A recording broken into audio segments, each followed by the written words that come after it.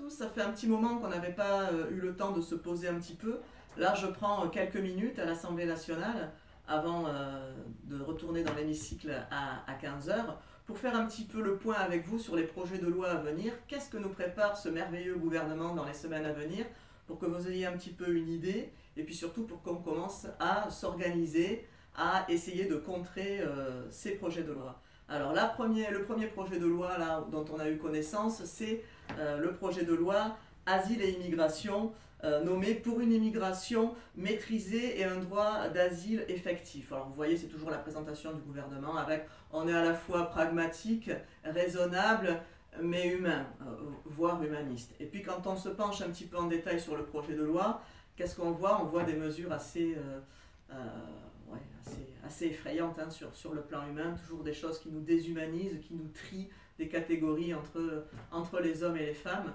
Vous avez par exemple, au lieu de réfléchir sur la criminalisation à la fois des migrants, des réfugiés, des sans-papiers et des aidants, c'est-à-dire ceux qui les aident, hein, ceux qui sont tout simplement humains et qui ne les laissent pas crever, et qui les hébergent, voilà, et voire, soyons complètement dingues, qui les aident à faire des démarches, hein, qui sont passibles d'une peine d'emprisonnement et évidemment d'une amende de plusieurs milliers d'euros. Au lieu d'avoir une réflexion sur ça, non.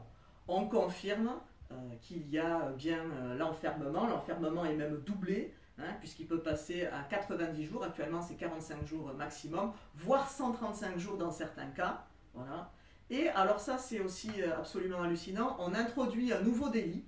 On introduit un délit pour les gens qui... Alors ça s'appelle délit de franchissement de frontières, pour les gens qui passeraient les frontières hors des points spécifiques prévus. Voilà. Donc ça veut dire que vous arrivez, vous fuyez la guerre, vous fuyez la misère, vous fuyez les persécutions, etc. Et déjà, vous passez la frontière, et évidemment à un endroit qui n'est pas contrôlé, vous êtes un délinquant. Voilà, vous êtes un délinquant. C'est ça le message maintenant que le gouvernement va envoyer. Donc ce n'est pas du tout la fin de la criminalisation, au contraire. Au contraire. Et là, on a un devoir de vigilance. Toutes les associations décrient ce projet de loi et trouvent qu'il y a vraiment des mesures. Alors c'est du Sarkozy plus, hein, et il va falloir être vigilant et se rappeler qu'on est là, qu'on a été, nous, des réfugiés à une certaine époque, beaucoup d'entre nous, qu'on peut l'être. Il peut y avoir des raisons climatiques, il peut y avoir des guerres, il peut y avoir des catastrophes nucléaires, hein, on parlera plus tard dans cette petite vidéo aussi de la campagne nucléaire. Donc il faut garder ça à l'esprit. Il faut vraiment, là je vous invite à lutter contre ces mesures qui sont absolument dégueulasses. On introduit aussi la garde à vue maintenant de manière légale pour les étrangers, pour les migrants. Voilà, donc on est vraiment dans quelque chose qui vous criminalise, qui vous met dans une catégorie pour des gens qui n'ont absolument rien fait, à part fuir la misère, fuir la guerre et vouloir éventuellement, si ça dérange personne, se construire une vie en paix et être traité dignement. Voilà, donc là, devoir de vigilance, intéressez-vous à ce projet de loi, on fera des réunions, on fera peut-être aussi des ateliers, et n'oubliez pas qu'on est tous des êtres humains, et il faut dire à ce gouvernement qu'on n'accepte pas que les gens soient traités comme ça, que nous on garde notre humanisme et qu'on continuera à les aider. En tout cas, il ne faut pas se laisser tromper, c'est pas la faute des étrangers, c'est pas la faute des réfugiés, c'est pas la faute des migrants, ni des sans-papiers qui rapportent de l'argent à la France et ne bénéficient en échange d'aucun droit. Hein, c'est pas eux qui causent cette misère-là, c'est pas eux qui ont supprimé l'ISF, c'est pas eux qui refusent de construire des logements sociaux, c'est pas eux qui cassent les services publics en France. Voilà. De la SNCF, alors c'est pas un projet de loi, ça vient du rapport Spinetta dont vous avez peut-être eu connaissance. On a beaucoup communiqué sur la fin des statuts du statut des cheminots. Alors pourquoi c'est important la fin du statut des cheminots? Parce que c'est toujours pareil, on attaque, comme les fonctionnaires, hein, le statut fonctionnaire est quelque chose qui est remis en question de manière régulière par des gouvernements libéraux, hein, que nous avons hélas en France depuis quelques années. Alors pourquoi on s'attaque au statut? Parce qu'on fait croire que les gens sont des privilégiés, et au lieu de dire on va faire l'égalité par le haut et on va étudier un petit peu, on va mettre ça à plat et on va voir un peu comment on peut améliorer le droit des travailleurs, paf, on tape, on prend une profession, on prend une catégorie de personnes. Ça permet d'abord de diviser les gens, et comme ça, les classes moyennes et les pauvres se cognent entre eux et se jalousent entre eux, au lieu de s'organiser pour des acquis sociaux, pour des nouveaux droits, en regardant les responsables politiques, hein, c'est-à-dire le gouvernement. Ça peut être aussi les patrons. C'est plus facile de cogner sur son voisin que de s'organiser pour faire une grève et de mener une lutte collective.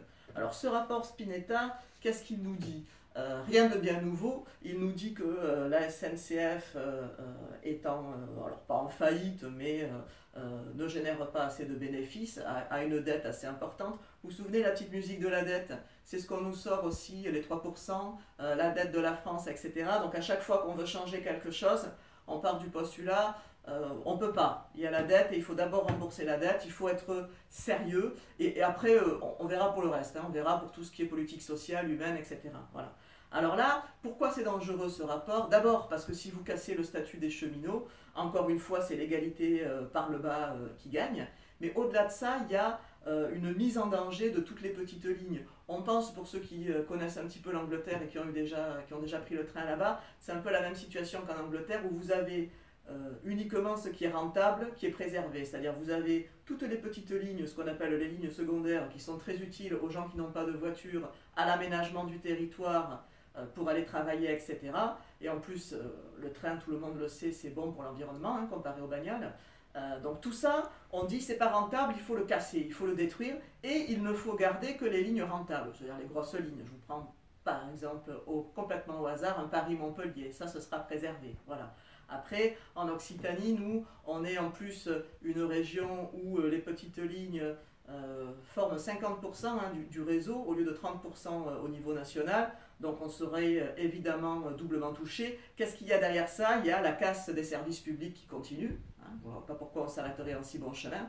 On casse la sécurité sociale, on casse l'école de la République, on casse la SNCF, on va casser aussi le système de santé. Voilà. Et je vous parlerai après de l'assurance chômage. Donc la disparition des petites lignes, la fin du service public, c'est affirmé. Maintenant, ça avait déjà commencé, hein, la privatisation, c'est pas un scoop de la SNCF. On va aller encore plus en avant. Et alors c'est toujours pareil. On pointe un dysfonctionnement, c'est-à-dire les dettes. C'est pareil pour la Sécu, hein, qui en réalité, le trou de la Sécu n'existe pas. Hein. Bon, mais c'est toujours ce petit prétexte pour casser tout le reste. Ça veut dire que la fin des services publics, le désengagement de l'État dans l'aménagement du territoire, ça c'est une vraie question. C'est une vraie question parce que là, par exemple, pour les petites lignes, ce n'est pas l'État qui va les fermer. Le gouvernement ne va pas fermer les petites lignes. Par contre, il va transposer la responsabilité aux régions, puisque lui, il sort du jeu. Avant, il y avait des conventions tripartites, État, région et SNCF.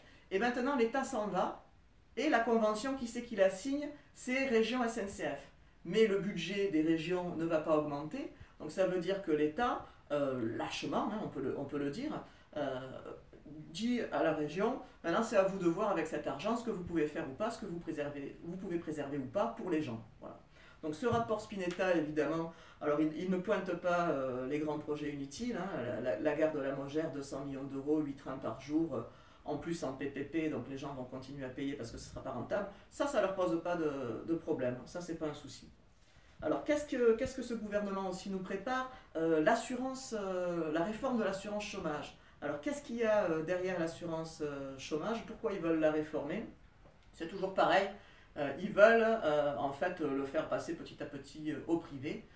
Alors, avec aussi derrière l'idée, ça c'est très important parce que c'est la fin de la lutte des classes et de la responsabilité collective, c'est la responsabilisation du chômeur toujours un peu louche, hein, du chômeur, est-ce qu'il cherche vraiment du travail?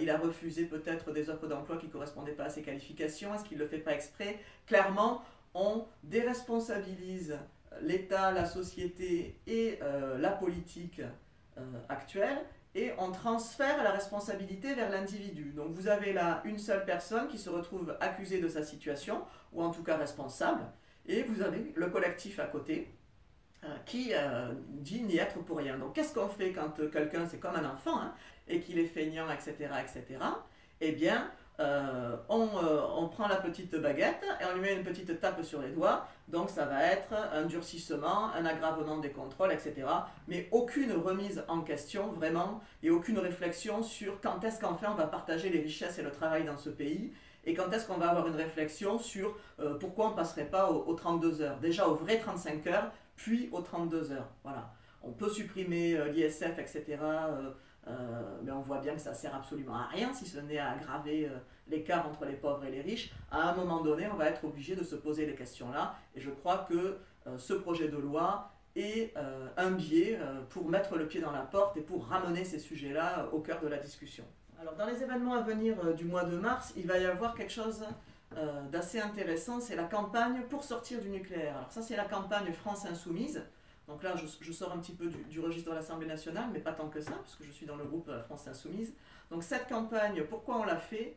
Pour amener un peu les préoccupations des gens sur le nucléaire et montrer qu'on a des solutions. Alors les militants connaissent nos livrets, etc. C'est l'anniversaire de Fukushima. Et donc on a en mémoire ces accidents. Alors pour ceux qui sont dans le sud de la France, on a eu Tchernobyl dans les années 80. Alors Tchernobyl, tout le monde nous avait dit ça s'arrête à la frontière. On voit bien aujourd'hui que l'industrie nucléaire en réalité est un peu à bout de souffle parce que ça nécessite énormément d'argent, ne serait-ce que pour la maintenance. Et comme la maintenance en plus est souvent sous-traitée à des partenaires extérieurs, avec des appels d'offres contraints au niveau des coûts, etc., on se rend compte qu'il y a plusieurs endroits où les centrales nucléaires sont, sinon défaillantes, en tout cas potentiellement dangereuses. Il y a des fissures comme ça, qu'on colmate un petit peu à la va-vite.